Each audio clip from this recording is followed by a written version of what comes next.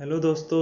आज की वीडियो में हम बात करेंगे एप्पल, गूगल, माइक्रोसॉफ्ट जैसी बड़ी कंपनियों की जो चाइना से बाहर जाना चाहती हैं।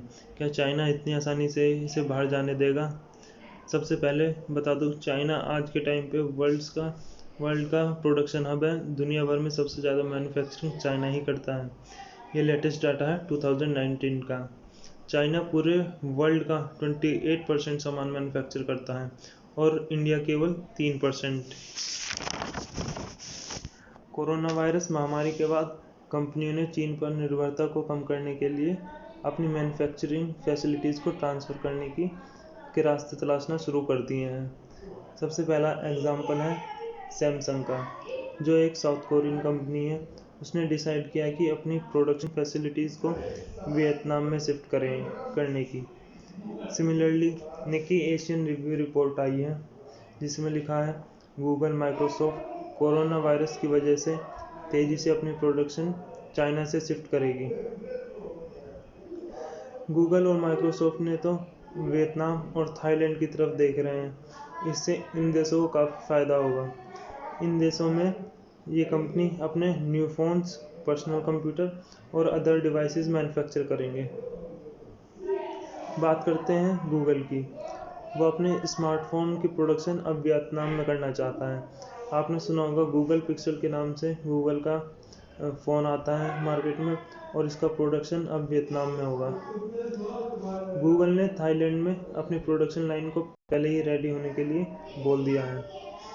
गूगल ने अपना डाटा सर्वर सेंटर को मूव कर दिया है ताइवान में, जो कि नेस्ट नाम से वाईफाई राउटर बनाती है।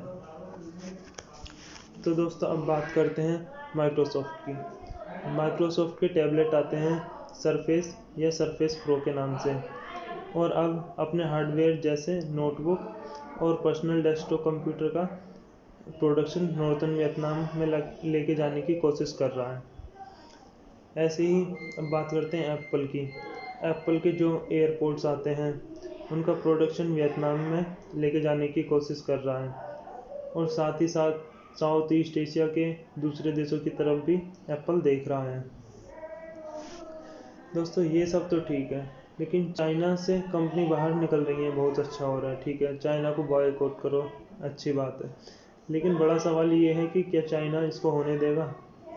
और इसका उत्तर है, अगर फाइनल असेंबली, इस बात को ध्यान से सुनिए, अगर फाइनल असेंबली प्रोसेस चाइना के बाहर निकल जाती है तो सप्लायर्स को कुछ कंपोनेंट फिर भी चाइना से ही मंगाने पड़ेंगे।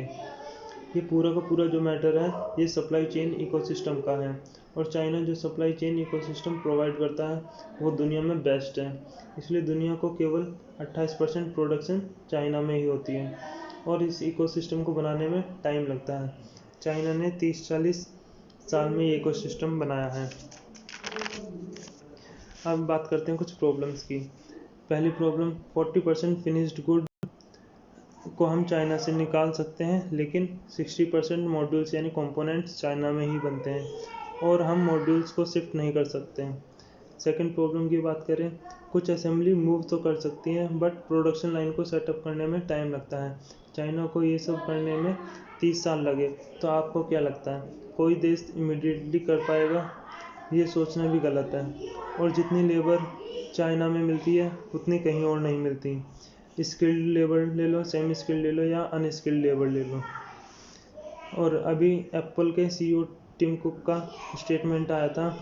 उन्होंने बोला, जो यहाँ आपको चाइना में लेबर मिलती है और जो आपको डिस्ट्रीब्यूशन सिस्टम यहाँ चाइना में मिलता है, ऐसा नहीं है कि आप उसको किसी और देश में रेप्लिकेट कर पाएंगे।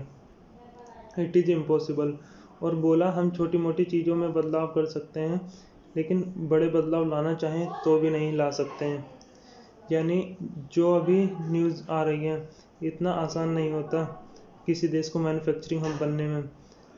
अगर भारत को मैन्युफैक्चरिंग हब बनना है तो उसमें टाइम लगेगा, काफ़ी मेहनत लगेगी, और डिपेंड होता है मल्टीपल फैक्टर्स पर। तो दोस्तों इस वीडियो में ये समझाने की कोशिश की है। Thank you.